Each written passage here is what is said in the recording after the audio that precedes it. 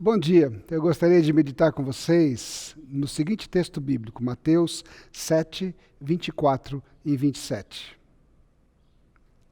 Todo aquele, pois, que ouve estas minhas palavras e as pratica, será comparado a um homem prudente que edificou a sua casa sobre a rocha. E caiu a chuva, transbordaram os rios, sopraram os ventos e deram com ímpeto contra aquela casa, que não caiu, porque fora edificada sobre a rocha. E todo aquele que ouve as minhas palavras e não as pratica, será comparado a um homem insensato que edificou a casa sobre a areia.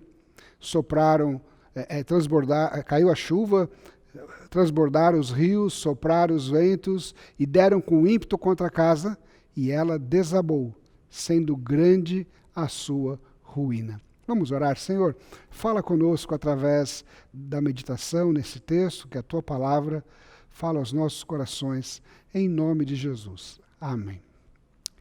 De tempos em tempos, a gente é surpreendido com o acúmulo de prêmios nas loterias esportivas, nos jogos de loteria, que se acumulam. E a gente sempre assiste, quando a loteria acumula, aquelas reportagens típicas, né, das pessoas na fila, tentando fazer o seu jogo, e o repórter vai na fila e começa a perguntar aquela pergunta clássica para os entrevistados.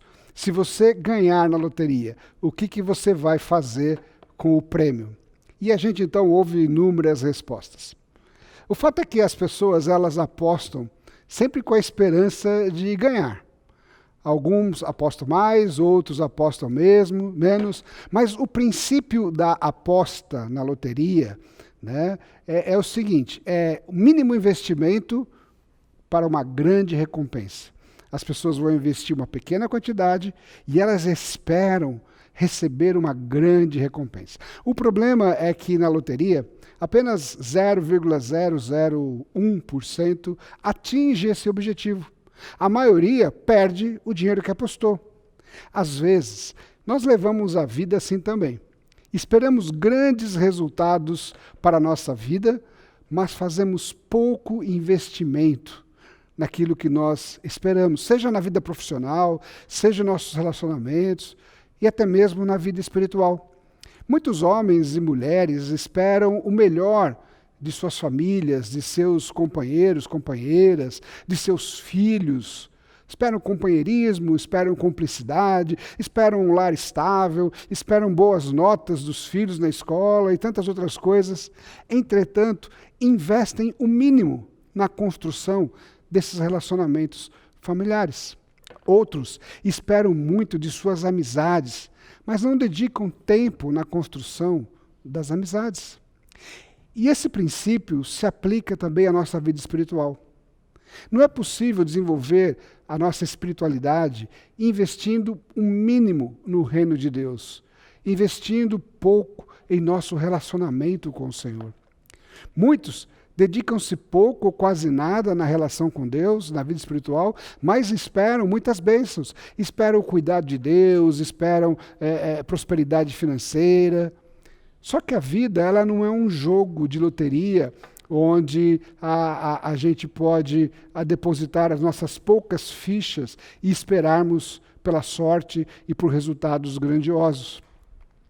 Muitos acreditam que o cumprimento de alguns rituais seja suficiente para torná-los merecedores das bênçãos de Deus.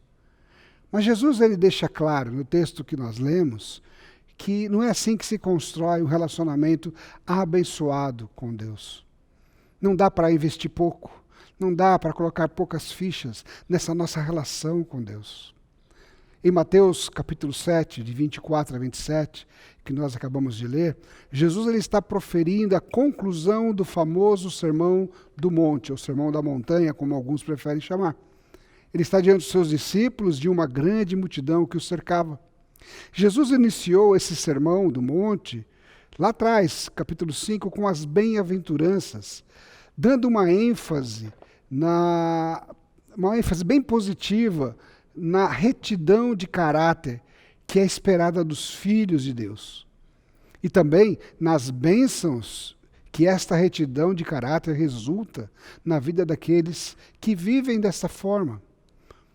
O ensino de Jesus no Sermão do Monte, ele é um contraste muito claro com o ensino dos fariseus, os líderes religiosos, os mestres religiosos da época de Jesus, que enfatizavam que a retidão, a religião, a retidão era algo externo, uma questão de obediência de regras, rituais, estatutos. A retidão, segundo os fariseus, podia ser medida pela oração, caridade, jejum e pela obediência das leis religiosas que se misturavam com as leis do Estado. Mas Jesus deixa claro que a retidão, ela deve fluir de dentro do coração das pessoas.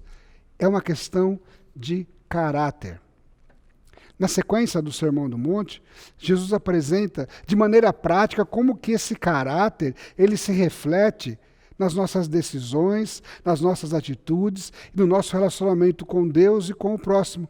Jesus apresenta inúmeras situações do dia a dia em que estão diretamente ligadas com o nosso caráter e como nós nos relacionamos com Deus, com o próximo. E Jesus estabelece um padrão de caráter que aparentemente parece até impossível de ser seguido para nós.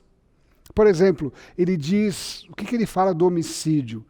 Ele diz que homicídio não é apenas você puxar o gatilho de uma arma, mas é também quando você odeia sem motivo o seu próximo. Ele explica, por exemplo, que o adultério, ele não se consuma apenas no contato físico entre duas pessoas, mas na mente e no coração daqueles que desejam a mulher, o homem, o esposo do outro. Aqueles que têm desejos impuros pela outra pessoa. Ele diz, por exemplo, que se alguém lhe ferir um lado da face, devemos oferecer o outro lado. E ele continua falando que não basta amarmos aqueles que nos amam, mas devemos amar também os que nos odeiam e orar por aqueles que nos odeiam. Enfim, Jesus apresenta um nível de caráter que, se por um lado parece alto demais para vivermos, por outro, é um desenvolvimento, reflete o desenvolvimento humano, espiritual, que tornaria, sem dúvidas, o mundo em que vivemos um lugar muito melhor, mais pacífico, mais justo. No decorrer do Sermão do Monte, Jesus ainda fala das práticas espirituais, sobre confiarmos na providência de Deus, sobre buscarmos a Deus em primeiro lugar. E então, Jesus conclui esse sermão com esta ilustração da casa construída sobre a rocha ou sobre a areia. Ao usar essas duas imagens, de uma casa construída sobre a rocha ou de uma casa construída sobre a areia, Jesus está ilustrando duas respostas, duas atitudes que nós, os ouvintes, poderíamos dar ou tomar diante de tudo que ouvimos no Sermão do Monte, que é essa busca por um caráter aprovado diante de Deus. Primeira resposta seria ignorar os ensinamentos de Jesus e continuar apostando as nossas fichas na sorte, em rituais religiosos vazios, sem significado. A segunda resposta é acolher e praticar os ensinamentos de Jesus e construir uma vida de caráter que é própria dos filhos de Deus e que vai refletir na nossa relação com Deus e com o nosso próximo. Os ouvintes do Sermão do Monte, agora eles eram responsáveis por aquilo que eles tinham ouvido e deveriam fazer a escolha. Assim como nós, quando nos deparamos com o ensino de Jesus, com a palavra de Deus, devemos tomar uma decisão. Podemos construir a nossa vida sobre esses dois fundamentos. Claro, a segunda opção, acolher e praticar os ensinos de Jesus, tem um preço muito maior do que uma aposta de loteria. Exige de nós um comprometimento com a justiça, com a verdade, com Deus e com o próximo. Muitas vezes implica em abrir mão de coisas em favor do outro. Até mesmo às vezes da razão. E dar em vez de receber. dizer não para algumas facilidades que o mundo nos oferece, pois essas facilidades podem corromper o nosso caráter. A fundação sobre a qual construímos a nossa casa ou a nossa vida, a nossa casa, no caso, a ilustração ilustra a nossa própria vida, ela determina a capacidade de uma estrutura resistir aos elementos como a chuva, o vento, ou, de fato, a nossa capacidade de enfrentarmos as adversidades que a vida nos apresenta. O alicerce da rocha representa o próprio Senhor Jesus e as verdades que ele estava ensinando. O caráter dos verdadeiros filhos de Deus. Já a areia está relacionada com aquilo que é frágil. A areia estava relacionada à base da justiça farisaica, dos fariseus, que o povo conhecia muito bem, porque se baseava em rituais religiosos externos. Muitos rituais que não são suficientes para manter a pessoa conectada com a fonte da vida. E também, quando nós construímos a nossa casa sobre a areia, sobre essa frágil estrutura, quando vem a tempestade, nós não temos a força espiritual para resistirmos. Como disse, certamente, construir sobre a rocha é muito mais custoso, é muito mais caro, é muito mais difícil, trabalhoso, pois é muito mais fácil construir sobre areia, que não requer muito esforço. Entretanto, tudo o que se constrói sobre areia se acaba. Como as lindas esculturas de areia, tão comum no litoral brasileiro. Basta uma onda mais forte atingir as esculturas de areia e elas se desfazem. Aqui em Toronto, aqui no Canadá, nós não temos essa prática de fazerem esculturas em areia, pelo menos eu nunca vi. Mas todo inverno aqui existe um festival de escultura no gelo. E eu já fui várias vezes ver as esculturas maravilhosas que os artistas fazem no gelo e que ficam a céu aberto para todos admirarem. E elas são muito lindas mesmo, trabalhosas. Com as temperaturas baixas, abaixo de zero no nosso inverno aqui, as esculturas elas resistem por um tempo, mas basta uma onda de calor para as temperaturas subirem e as esculturas começam a se desmanchar e a se derreter. E tudo é perdido. Quando nós construímos a nossa vida sobre areia, ou seja, quando nós confiamos meramente em rituais religiosos, superstição, achando que eles podem nos proteger, quando nós não estamos dispostos a investir a nossa vida num relacionamento íntimo com Deus e deixamos de lado os ensinamentos do Senhor, somos como esculturas de gelo ou esculturas de areia. Quando a coisa aperta, quando a coisa esquenta, ou quando bate a onda mais forte, nós desmanchamos.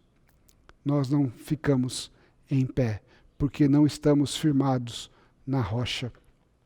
Mas quando pagamos o preço de nos dedicarmos a Deus e a viver para Jesus, e a viver o que Jesus nos ensinou, nós passamos a construir um relacionamento com Deus e com o povo de Deus. E por mais que as tempestades venham e chacoalhem a nossa vida e causem inclusive alguns estragos, alguns danos, o Senhor Jesus diz que nós permaneceremos firmes, pois estamos firmados na rocha, que é o próprio Jesus. O que você quer ser? Uma escultura de areia, uma escultura de gelo ou uma casa firmada na rocha? Construa sua casa sobre a rocha, que é Cristo, Jesus, o nosso Senhor e a sua palavra. O preço é mais caro, porque implica muitas vezes a gente ir contra a cultura, contra aquilo que é mais fácil. E a gente vive numa cultura que prega isso, né? Mínimo esforço e máximo resultado, mas isso é uma falácia. Os resultados só vêm quando nós investimos a nossa vida em busca deles. E se tratando de uma vida espiritual, de uma vida em comunidade, a vida com Deus, precisamos investir a nossa vida na construção da nossa vida sobre a rocha que é Cristo. Isso implica em acolher as suas palavras e praticá-las. E nós colheremos, com certeza, no tempo de Deus, os frutos e os resultados. Que Deus te abençoe, que Deus te dê a força e a coragem para construir sobre a rocha. No nome de Jesus. Amém.